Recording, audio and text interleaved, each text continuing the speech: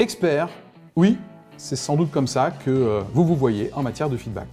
Et vous avez certainement des bonnes raisons de le penser, puisque celui-ci fait partie intégrante de votre vie, votre métier vous fait pratiquer le feedback, vous avez peut-être été formé à ça. Bref, vous en maîtrisez toutes les facettes. Toutes. Là, c'est le moment où je vous fais le coup. Toute la gaule est-elle vraiment occupée ? Et oui, parce qu'une facette du feedback peut-être résiste encore et toujours à votre maîtrise. Mais moi, je dis bravo déjà. Ça fait tellement du bien d'avoir des alliés sur le terrain. Plus on est, mieux c'est. Le feedback, un sujet potentiellement inépuisable. Affirmation de soi, écoute active, communication non violente, estime de soi, intelligence émotionnelle, confiance en soi. Wow! On n'a donc pas fini d'en faire le tour. Et justement, c'est l'occasion de vérifier, de compléter votre jeu d'atouts.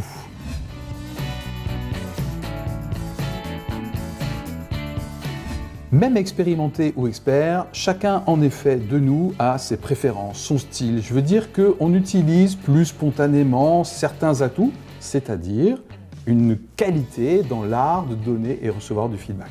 On a une culture aussi. La sienne, propre, héritée de son histoire, de son héritage familial, socioculturel, et bien sûr, celle de l'environnement dans lequel on évolue. Toutes les organisations n'ont évidemment pas la même approche du feedback, c'est clair.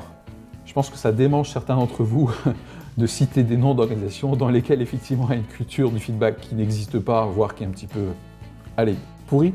Je citerai pas de nom non plus, mais c'est sûr que individuellement et ou collectivement, un programme de musculation personnalisé pourrait pas faire de mal et même faire beaucoup de bien.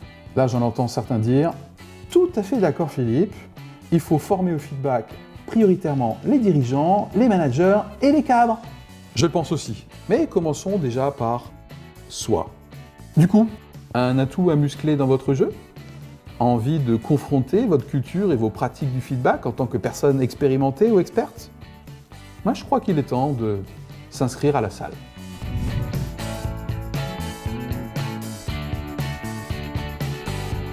Allez, entre experts, on va se comprendre, non ? Ah, parce que toi, tu te qualifies d'expert. Dans la vie, et a fortiori à presque 50 ans, oui, je crois qu'en effet, il y a certains domaines dans lesquels on peut affirmer avec force, comme quoi on a une belle légitimité et une crédibilité béton.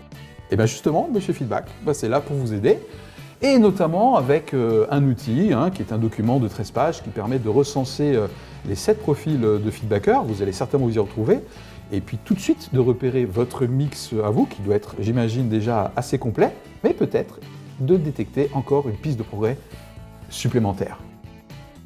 C'était Monsieur Feedback, salut!